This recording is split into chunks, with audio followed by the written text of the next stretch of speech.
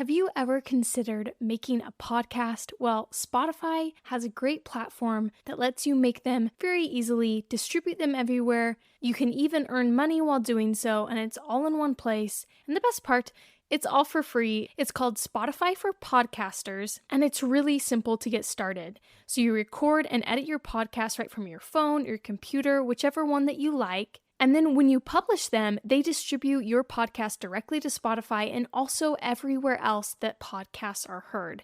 You can do video podcasts, you can interact with your audience with Q&As and polls. And once they're up and running, like I mentioned before, you can even earn money through your podcast in a variety of ways through things like ads and podcast subscriptions. And of course, it's totally free to use. There is no catch. When I started Plant School, I used Spotify for Podcasters, and I continue to use it because I love it. It's super easy to use, and it gives me everything that I need as a podcaster. So if you have ever wanted to start your own podcast, I highly recommend that you try out Spotify for Podcasters. You can download the app or go to www.spotify.com/podcasters to get started.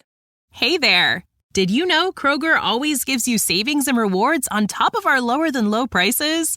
And when you download the Kroger app, you'll enjoy over $500 in savings every week with digital coupons. And don't forget fuel points to help you save up to $1 per gallon at the pump. Want to save even more? With a Boost membership, you'll get double fuel points and free delivery. So shop and save big at Kroger today. Kroger, fresh for everyone. Savings may vary by state. Restrictions apply. See site for details. Hello and welcome to the Plant School podcast. I'm Rachel Tenney, and here we learn all about plants, how they work, how to care for them, and it's all taught in a way that anyone from beginner to expert can listen to, understand, and enjoy. So I hope that you will join me in Plant School. Hello and welcome to the Plant School podcast. Today, as you can see, we are doing a rerun of one of my favorite episodes that goes into the history of Christmas trees, all the different traditions behind them. It's one of my favorite episodes. I made this one a while back, but every Christmas season, I always love bringing it back out. Before I start the rerun of this episode, as you know, if you've been listening the past few episodes, I'm doing a giveaway. In every single episode, I connected with a local greenhouse, and they have been so generous to give away 2 free plants every single episode. Is so kind of them. If you want to go support them, show them your love, go to onlinegardencenter.store, and they could really use your love and support. But anyways, they're the ones supplying the free plants, and how I choose who wins is I take a review from Apple Podcasts, and I choose someone from there, and then I also go over to Spotify, and if you have answered the most recent question in the most recent episode, I should say, then you are automatically entered in for the next giveaway. So if you want to enter in and you're listening on either Spotify or Apple, which most of you are, then on Apple Podcasts, go ahead and leave a review. Then you're all set. And then if you're listening on Spotify, go ahead and answer the question on this episode and you will be all set to go for the next giveaway in my next episode. All right, so let's choose some winners. Let's start with Apple Podcasts. Our winner for today is Josie Posey 01, and they said, I'm loving this podcast. I love everything planty, and this has been so fun to listen to. Thank you, Josie, for your review. If you are listening, go ahead and reach out to me. Email me, tenneyplants@gmail.com. That's TENNEY plants@gmail.com, and I will get you set up with your free plant. Moving over to Spotify, I'm going to go to the most recent episode and look at all the answers. So I was reading these as they were coming in throughout these past 2 weeks, your guys' answers. And these were such fun answers to read because I asked, would you ever want to start your own greenhouse? Last episode, we did that interview with Ryan McCord, the guy who's actually behind getting these free plants to you guys. And he talked about what it's like running a greenhouse. And so when I asked you guys this, it was just so cool to see how many of you do have a dream to start a greenhouse. I loved hearing about it. Some of you even said no, that you didn't want it to ruin your passion, but I was really astounded that a lot of you, this was like in your back pocket of it was your dream to open it like with your husband or when you retire. And so thank you to everyone who responded. It was just heartwarming to read them all. And I love going through these answers. So that being said, it was kind of hard to just scroll through and choose a random one because I loved them all. So the winner that I did choose for this episode is Salma Santana. She said, "It's a dream. I'm a new microbiologist right now, but I want to work towards a career in botany.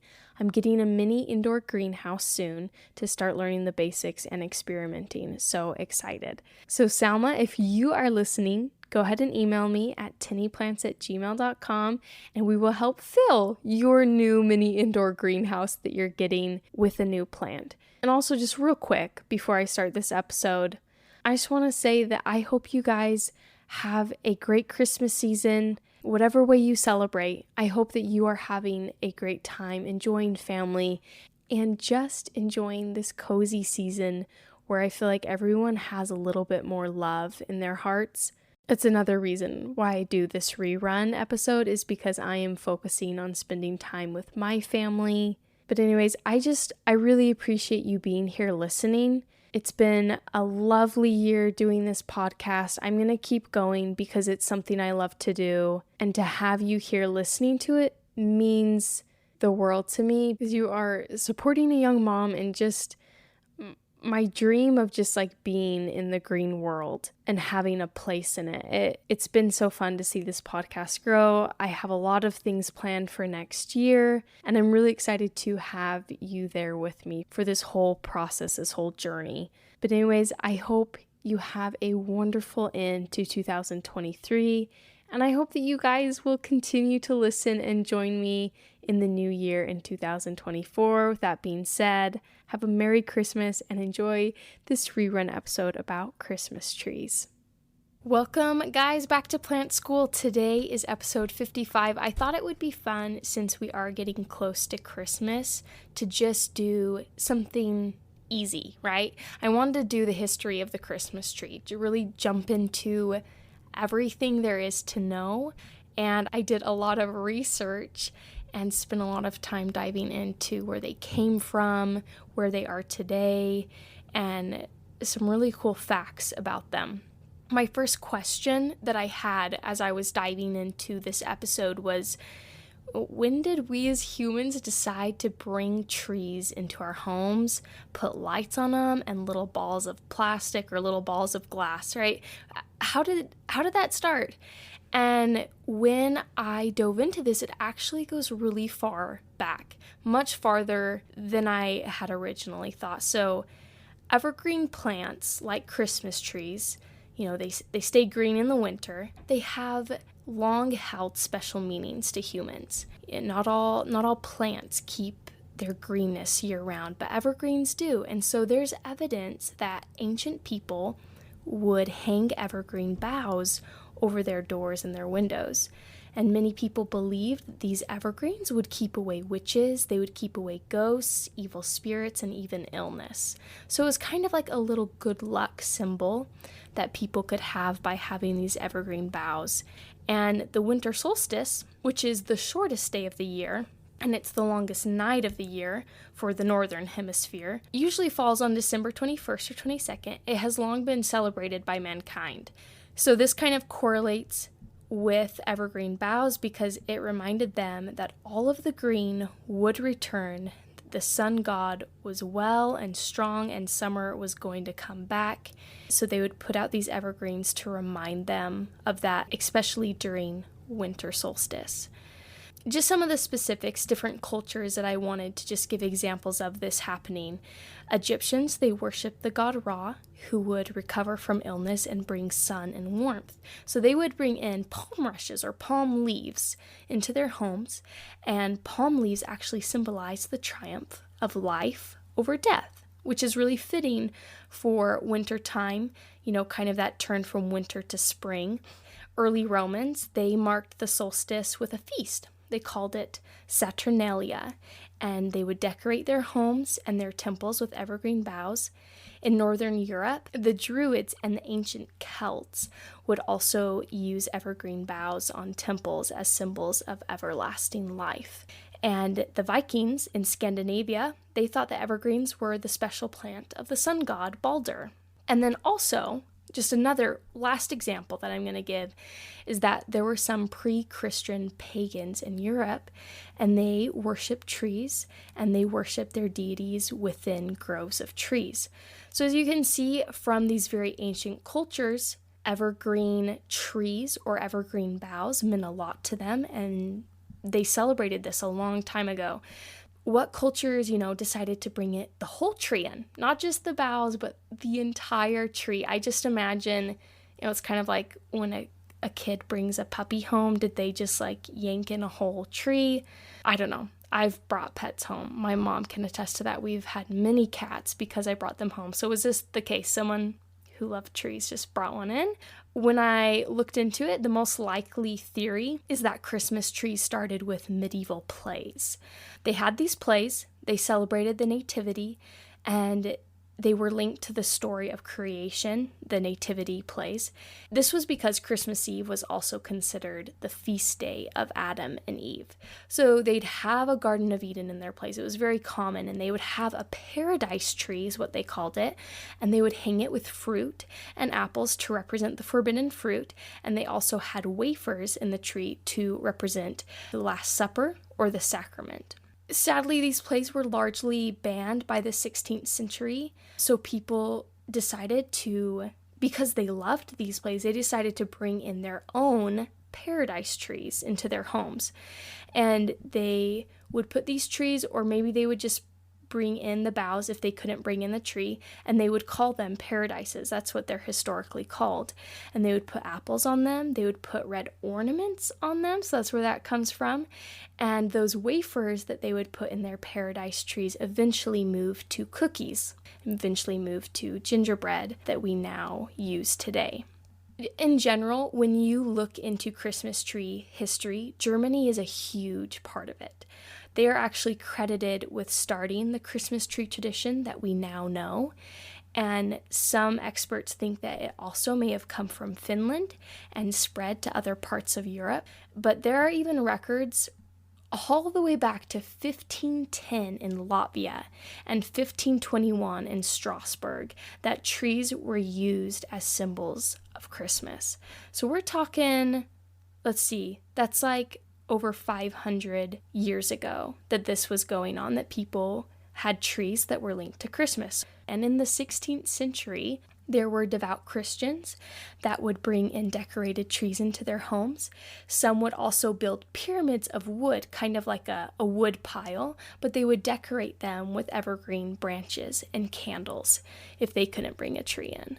So there's a popular legend that Martin Luther, the 16th century Protestant reformer, I'm sure you guys have heard of him, was the first to add lighted candles to a tree. So the story goes that he was walking home, he was really inspired and awed by the brilliant stars shining in the evergreen trees as he was going home. So once he got home, he decided to recreate this scene for his family, and he put up a tree in the main room, and he wired on candles onto the branches to kind of recreate this scene. When I had read this, it just made me think of, if this is true, which, it's probably not. This is just a very popular legend, right?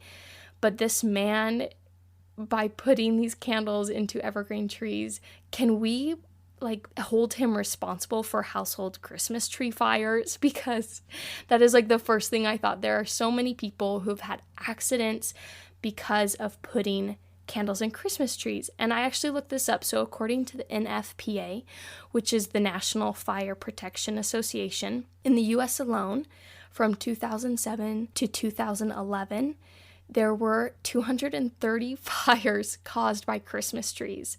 And you think about it, we only keep Christmas trees up for a month, right? It's not a very long time we have these in our homes. So the fact that there were 230 fires caused during this 1 month of the year, I feel like is pretty significant.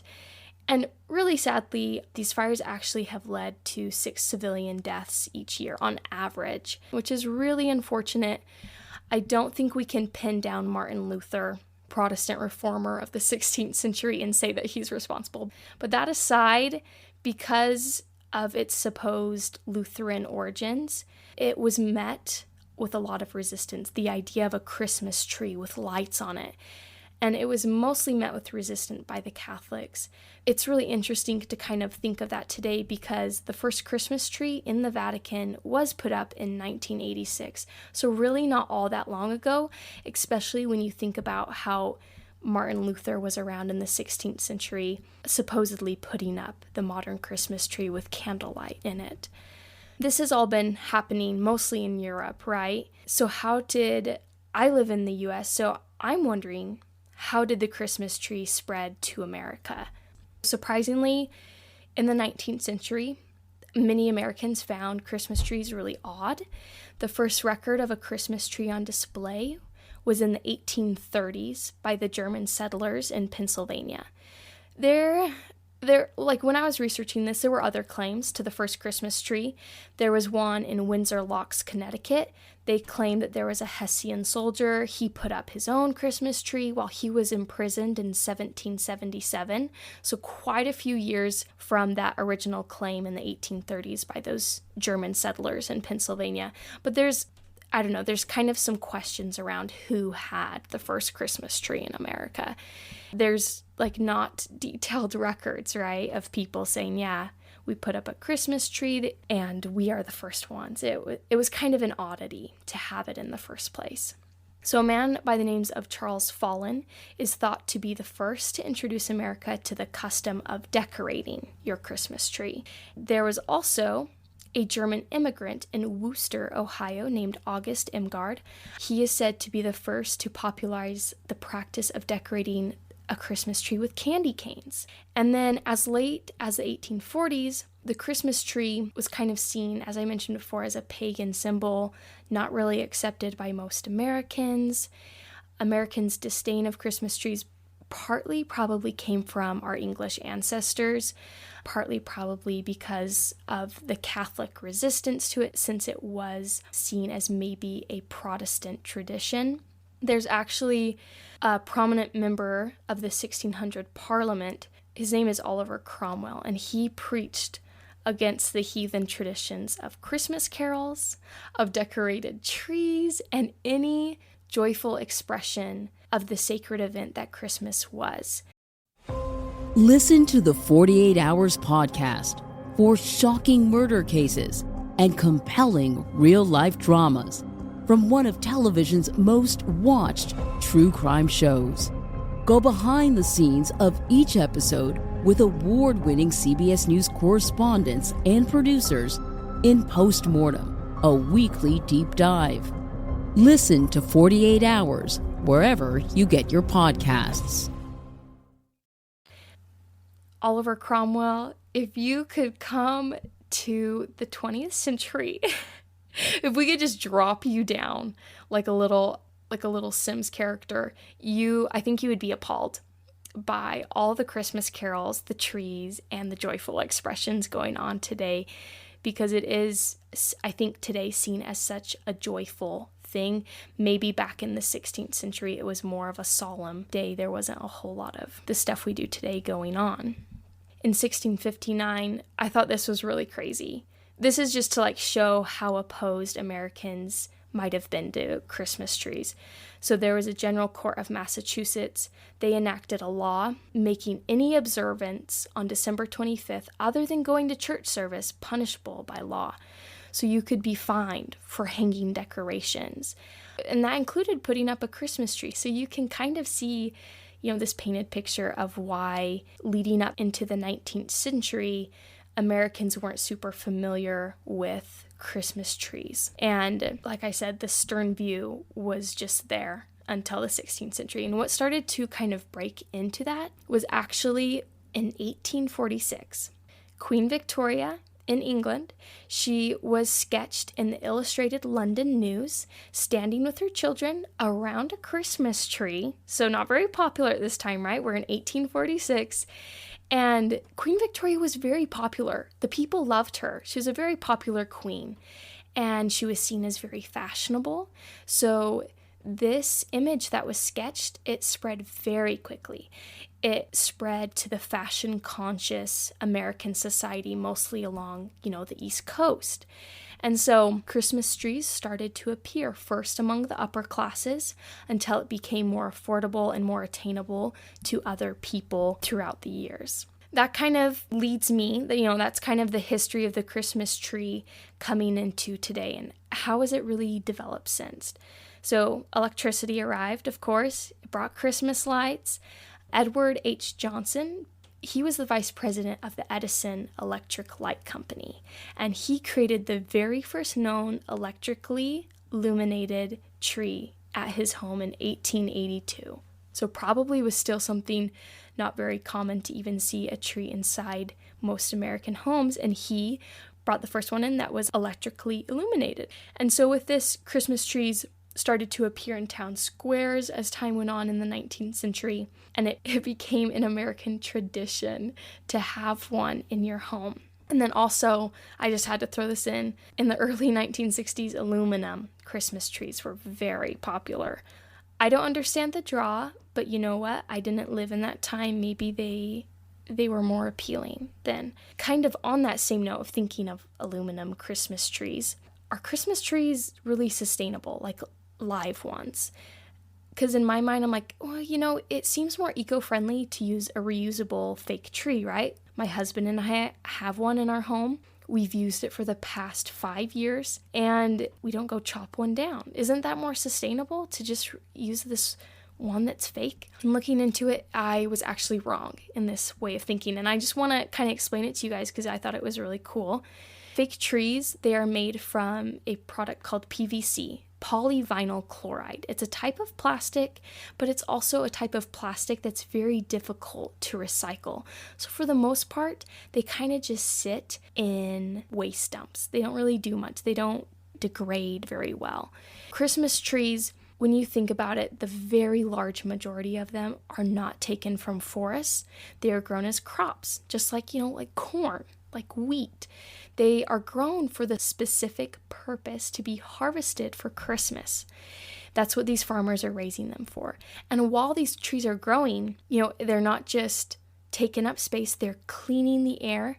They are stabilizing the soil. By that, I mean there's roots in the soil, keeping the soil there. It's not eroding and washing away anywhere else. And they are removing carbon from the air.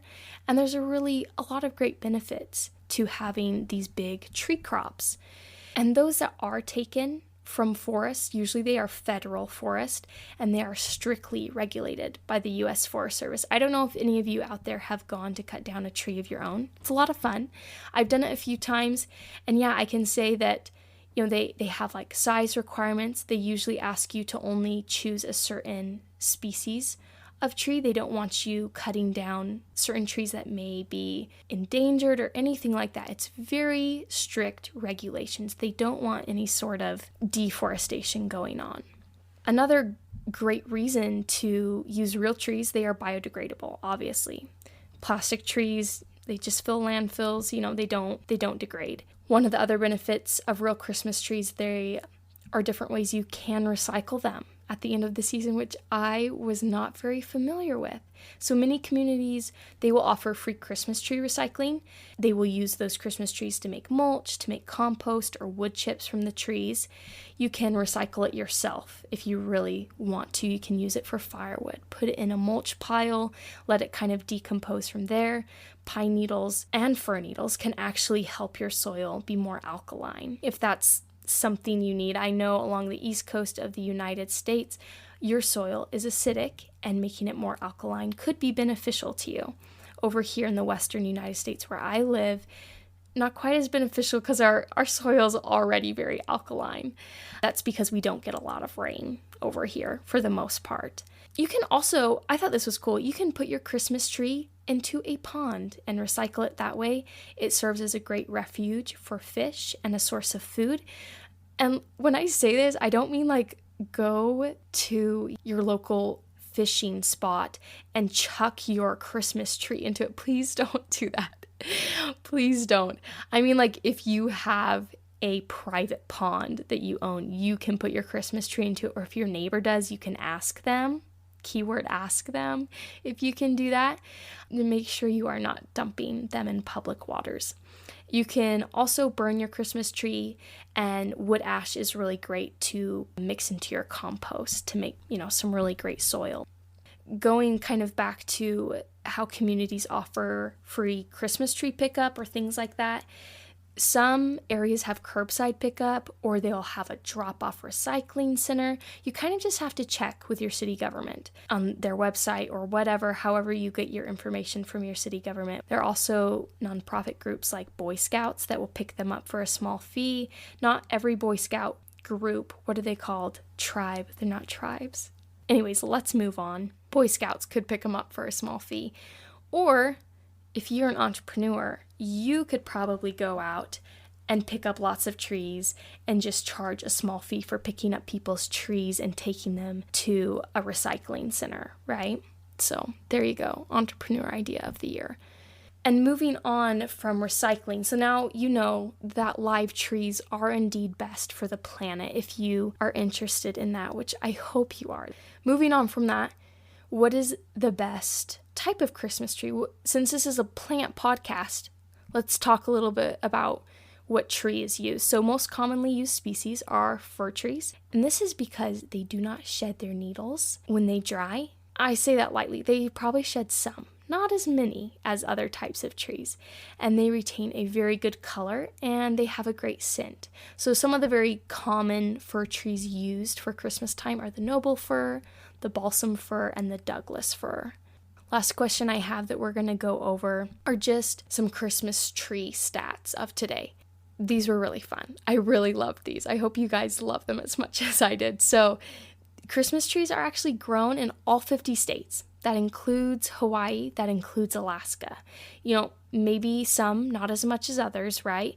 The top producing states include Oregon, North Carolina, Michigan, Pennsylvania, Wisconsin, and Washington. So those are the top states that produce Christmas trees. There are actually 33 to 36 million Christmas trees produced in just America. That's not worldwide, that is just America. And in Europe, there are 50 to 60 million that are produced, so even more than here in America. There are about 1,500 Christmas tree farms in the US, which I just have to throw in. I don't think it's currently Taylor Swift's parents, but I'm pretty sure Taylor Swift's parents were once included in that number because all my pop culture videos that I've watched have told me that her parents were once Christmas tree farmers and she grew up on a Christmas tree farm. So any people who are Swifties, that was for you. That useless fact of information. Moving on, they can take as many as 15 years to grow to their typical height, so kind of a long growing time, but some other types of trees can take as little as 4 years. It just depends on the type of tree that you are growing. There are close to 350 million live Christmas trees currently growing at this very second just in the US alone. So there is more than 350 million around the world, but that blows my mind in and of itself. And then going back to how to recycle them, there are 4,000 local Christmas tree recycling programs just in the US. So hopefully one of those 4,000 is close to you if you have a real Christmas tree and you can go recycle it yourself. Lastly, 80% of the artificial trees that are made in the world are manufactured in China.